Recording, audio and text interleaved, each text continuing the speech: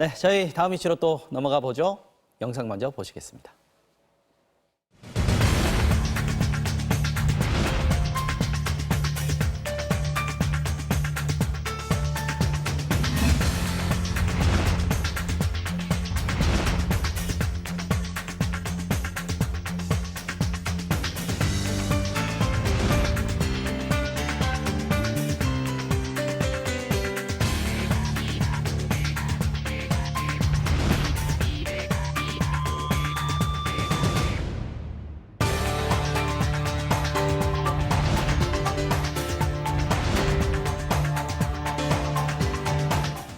네, 오늘 들여다볼 이슈 몇 가지 더 준비했습니다. 김한규 변호사와 이야기 나눠보겠습니다. 안녕하십니까? 네, 안녕하십니까? 어서 오십시오.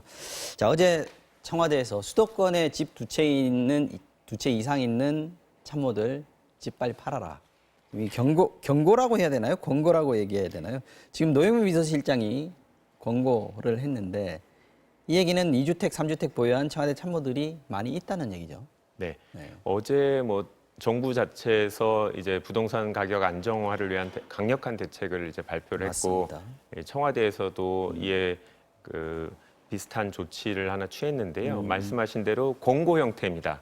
그러니까 2주택 이상 보유하고 있는 고위공직자들에게 네. 6개월 이내에 한 채 이상은 이제 모두 매각을 하라. 그러니까 한 채만 보유하고 그 이상은 전부 다 매각하도록 권고를 했습니다. 이게 법적 의무는 아니다라고 얘기를 했는데요. 네. 이제 실질적으로 아무래도 청와대에 근무하는 이제 고위공직자로서는 상당한 부담을 느낄 두 수밖에 채 갖고 없는 계속 청와대에 있기가 그렇죠. 좀 부담스러운 상황이 네, 됐어요. 그렇죠. 그러니까 지금 확인된 바로는 총 11명의 고위공직자가 아파트를 두 채 네. 또는 이제 오피스텔까지 포함해서 네 채까지 보유한 경우들이 이제 확인이 됐는데요. 네. 노영민 비서실장은 수도권에 보유한 경우로 이제 제안을 했고 특별한 사정이 없는 한 매각을 하라라고 네. 권고를 했습니다. 근데 나중에 이제 청와대에서 확인한 바에 따르면 수도권이라고 표현을 했지만 투기지구 또는 투기과열지구를 의미한다.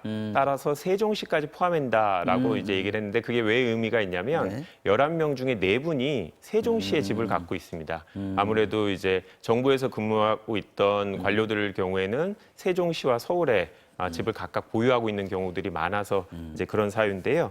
지금 6개월 이내 처분해다라는 게 이제 법적인 의무는 아닌데 네. 이게 청와대만이 아니라 다른 부처의 고위공직자들한테까지도 이런 권고가 혹시 내려지지 않을까 이런 이제 움직임도 지금 나와 있는 상황입니다. 권고가 아니더라도 영향은 받지 않을까 네, 싶은 그렇겠죠. 생각이 듭니다. 사실 이게 지난주에 경실련에서 네. 조사 결과를 발표한 게 있었습니다. 이 강도 높게 비판을 했었는데 소득 주도 성장이 아니라 불로소득 주도 그렇죠. 성장 아니냐 이렇게 네. 비판을 한 거였어요.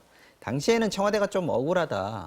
이걸 전수라고 볼 수 있냐라고 얘기를 했었는데 어제 조치가 나온 거는 여기에 대한 대답이다. 네. 이렇게 볼 수도 있을 것 같습니다. 우선 이제 경실련 당시 발표 내용을 조금 정리를 해보면 이제 2017년 1월부터 올 11월까지 네. 그러니까 전현직 고위공직자 65명에 대해서 부동산 가격 변동을 확인을 했습니다. 그랬더니 이제 평균 3억 2천이 인상을 했고 네. 37%인 18명이 다주택자인 것으로 확인이 됐습니다. 그리고 10억 이상 부동산 가격이 오른 사람이 6명이나 된 상태였고요. 그다음 부동산 정책을 관장하는 전현직 정책실장들도 4억에서 10억 정도까지 이제 부동산 이 가격이 부분이 좀 올랐기 눈에 때문에 띄었습니다. 네. 이 지금 청와대가 당시 일부의 사례로 일반화하지 말라라고 얘기를 했습니다만 이제 불로소득이라는 비판 더 나아가서는 이 다주택자 네. 그래서 정부의 어떤 1가구 1주택 원칙에 어떤 반하는 이 청와대 고위공직자가 많다는 부분에 대해서 상당히 부담을 느끼고 있었던 것이 아닌가. 부동산 규제의 전체적인 기조가 살고 있는 집 한 채만 남기고 파세요라는 게 정책의 방향이었는데 네. 정작 청와대에서 이런 걸 좀 안 지키고 있는 거 아니냐 이런 네. 비판들을 많이 받았습니다. 자, 다음 이슈를 보겠습니다. 단톡방 성희롱 사건 또 불거졌군요. 지난달에 청주교대에서 있었는데 이번에는 충북대입니까? 네. 네. 거의 비슷한 사건입니다. 다만 이제 청주교대의 경우에는 이제 어린 학생들을 가르치는 이제 미래 선생님들이어서 조금 더 문제가 됐었었는데요. 그렇죠. 예. 근데 요번에는 이제 충북대에서 일어나는 일이고 비슷하게 이제 피해 여학생들이 대자보를 통해서 남학생들의 단톡방의 내용을 공개하는 방식으로 문제 제기를 했습니다. 해당 단톡방은 대학교 1학년 학생 같은 과 남학생 17명이 이 교양 수업을 같이 듣는 여학생에 대해서 어떤 성적인 표현을 하고 성희롱을 하는 내용으로 확인이 됐습니다. 이거 어떻게 보면 양태가 비슷합니다. 품평하고 뭐 그렇죠. 점수 매기고 뭐 이런 식으로 얘기를 하고 성희롱적인 발언들을 계속해서 하고 있는데 정말 문제입니다. 이거 학생들 피해 여학생들이 이 사실을 대자보 붙였으니까 알았을 테고 학교 네. 측도 이제 알았을 텐데 어떤 식으로 조치를 합니까? 뭐 학교에서는 일단 이제 가해 학생들로 하여금 해당 수업을 듣지 못하게 하고 진상 조사를 하겠다라는 건데요. 이 건의 경우 조금 이제 표현이 좀 과한 부분이 있습니다. 기존 네. 건과 단순히 이제 신체에 대해서 품평을 하는 게 아니라 성폭행을 하고 싶다. 그러니까 이 지금 화면에 나옵니다만 네, 같이 성폭행 많이 가려야 됩니다. 네, 같이 성폭행 할 사람이 없느냐라는 얘기까지도 했고 이 청주교대 사건이 이제 문제되고 나서 우리도 이게 걸리게 되면 다 사망이다. 그러니까 본인들이 하는 행위가 잘못됐다는 것을 알면서도 그 이후로 이런 품평회가 계속됐다라는 점에서 네. 좀 문제가 되지 않나 싶습니다. 자, 다음 이슈 보겠습니다. 삼성전자 서비스센터 노조 와해 사건 1심 판결 소식인데 자, 2시에 선고 공판이 시작됐는데 결과가 나왔습니까? 네, 방금 전에 나왔는데요. 네. 지금 이 사건은 피고인이 총 32명입니다. 많군요. 네, 그러니까 임직원들이 30명이고 삼성전자와 삼성전자 서비스 회사 자체도 이제 벌금형이 구형된 총 32명의 피고인이기 때문에 상당히 오랫동안 선고가 되고 있는 상황인데요. 일단 우선 이상훈 삼성전자 이사회 의장이 네. 징역 1년 6월에 실형이 선고됐습니다. 실형 나왔습니까? 네, 그리고 강경훈 삼성전자 부사장도 역시 징역 1년 6월에 실형이 선고됐는데요.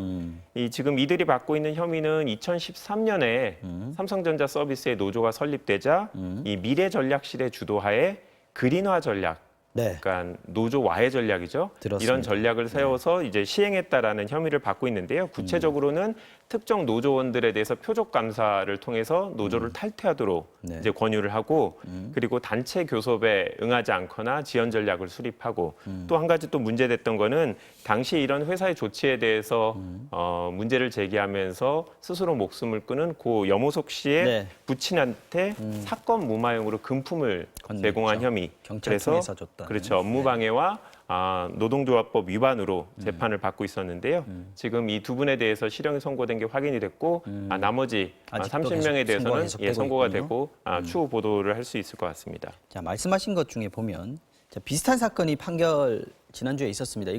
이번에 오늘은 삼성전자 서비스고요. 네, 지난주에는 삼성 에버랜드였습니다. 이때도 노조에 대해서 파괴 공작, 방해 혐의 이런 것들이 있었는데 이때 나왔던 이름이 강경훈 네. 삼성전자 부사장이었습니다. 이때도 1년 4개월 실형을 받은 유일한 네, 사람이었는데. 맞습니다. 당시에 구체적으로 1년 4개월 이제 강경훈 부사장이 실형을 받았고 한 분 더 네. 당시 전무도 징역 6월에 실형을 그때도 받았고요. 있었군요. 나머지 직원 10명은 이제 집행유예 2년, 벌금 1명 네. 이렇게 총 이제 13명이 이제 형사 재판을 받은 바 있는데요. 당시 본인들의 방어권 보장을 위해서 법정 구속을 하지 않았는데 네. 지금 오늘 재판 진행 중인 경우 나머지 피의자들에 대해서 피고인들에 대해서 법원이 법정 구속을 했는지는 아직 확인이 되고 있지 않은 상황입니다. 사안 자체는 당시 에버랜드 사건이나 오늘 삼성전자 서비스 사건 거의 다 동일하고요. 검찰 자체는 이건 헌법을 유린하는 행위고 그렇죠. 조직적으로 노조 파괴를 한 행위이기 때문에 강력한 처벌을 해달라고 구형 이유를 밝힌 바 있었습니다. 네. 자, 마지막 이슈는 홍정욱 전 한나라당 의원 딸 소식입니다. 판결 소식 저희가 한번 전해드렸습니다. 지난주에 집행유예 선고됐다고 말씀드렸죠. 검찰이 오늘 형량이 너무 낮다고 항소를 했습니다. 자, 검찰 항소가 사실은 좀 주목이 됐었어요. 할지 말지. 네. 뭐 이선호 씨에 대해서 CJ그룹 이선호 씨의 경우에도 양쪽이 다 항소를 했기 때문에 네. 아마 검찰이 항소를 하지 않을까 이제 많이 예측을 하고 있었는데요. 네. 당시 이제 홍정욱 전 의원의 딸 홍모 씨의 경우에는 징역 2년 6월에 집행유예 3년을 선고받았습니다. 네. 그런데 이 사건에 대해서 좀 형이 가볍다라고 한 이유가 일반적으로 문제되는 대마가 아니라 이거는 LSD 네. 그리고 각성제까지 종류가 다양했고 그리고 밀수까지 했기 때문에 밀반입이죠. 네, 그렇죠. 네. 밀반입을 했고 본인이 이제 해외에서까지 투약한 사실이 확인돼서 이 미성년자란 이유로 형이 너무 낮은 거 아니냐 네. 이런 문제가 제기된 바가 있었고 오늘 검찰이 이제 항소를 했습니다. 지금 그 부분이요. 미성년자라서 형량이 좀 준 거 아니냐라는 지적이 있었는데 보통 이제 미성년자를 판단하는 기준이 사실심 선고일을 기준으로 한다라는 네. 얘기가 있습니다. 맞습니까? 네, 그렇습니다. 그런데 이제 미성년자라는 의미가 두 가지가 있습니다. 행위 당시에 미성년자가 의미가 있는 경우가 있고 재판 당시에 미성년자가 의미가 있는 경우가 있는데요. 네. 이 사건의 경우에는 1심 재판부가 행위 당시에 미성년자인 점을 고려해서 형을 선고한다. 그러니까 어릴 때 그러니까 사리 분별을 하기 조금 어려운 나이 때 범죄를 저질렀기 때문에 이런 점들을 감안해서 이제 다른 요소도 감안 요소가 있었습니다만 집행유예를 선고한다고 했고요. 재판 당시에 미성년자인 건 어떤 의미가 있냐면 형사처벌 대신에 보호처분을 할 수 있습니다. 그리고 네. 징역 2년이 아니라 징역 3년에서 5년 이렇게 장기와 단기를 이제 나누는 정해서 기준으로. 네, 단기만 채우면 석방할 수 있는 그런 부정기형을 선고할 수 있다는 점에서 조금 차이가 있는데요. 그런데 집행유예의 경우에는 그런 부정기형을 선고하지 않습니다. 따라서 홍정욱 전 의원의 딸의 경우에는 네. 지난 재판 당시에 미성년자이긴 했습니다만 실질적으로 미성년자란 이유로 뭐 소년범 뭐 감경이라든지 이런 특별한 대우를 받지 않아서 않았기 때문에. 예, 이 항소심 재판 과정 그러니까 사실심 변론 종결시라는 건 이제 항소심 재판의 종결 시점인데요. 네. 그 시점에 만 19세가 돼서 성년이 된다 하더라도 재판 결과가 달라지지는 않을 것 같고 만약에 항소심 과정에서 혹시 뭐 다른 혐의 사실이 드러났다. 이제 상당히 많은 양을 밀수했는데 전액 지금 전량이 다 지금 몰수가 됐다라고 보고 있는데 혹시라도 일부 물량이 국내에서 유통이 됐다라든지 뭐 이런 특별한 사정이 있으면 실형이 선고될 수도 있는데 네. 그건 좀 지켜봐야 될 것 같습니다. 자, 조금 전에 문재인 대통령이 후보로 지명한 총리 후보 정세균 전 의장이 지금 국회에 나와 있습니다. 직접 소감을 들어보시겠습니다. 안팎으로 매우 어려운 시기에 제가 총리라고 하는 중책에 지명되어서 무거운 책임감을 느낍니다. 국민에게 힘이 되는 정부가 될 수 있도록 혼신의 노력을 다할 작정입니다. 경제 살리기와 국민 통합에 주력하겠습니다. 혹시 여러분들 질문이 있으시면 질문해 주시기 바랍니다.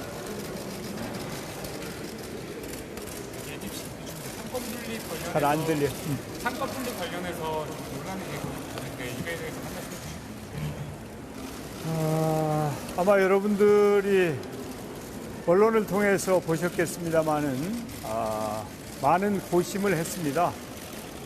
제가 전직이긴 합니다만은 국회의장 출신이기 때문에 적절한지에 대한 고심을 했는데 국민을 위해서 할 일이 있다면 그런 거 따지지 않을 수도 있는 거 아닌가 하는 판단으로 제가 지명을 수락했습니다.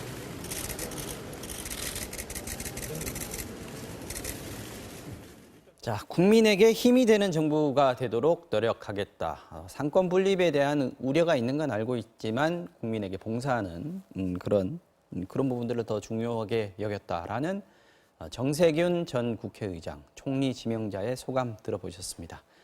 여기서 이슈까지 다 마무리하죠. 지금까지 김한규 변호사와 함께 이야기했습니다. 오늘도 수고하셨습니다. 네, 고맙습니다.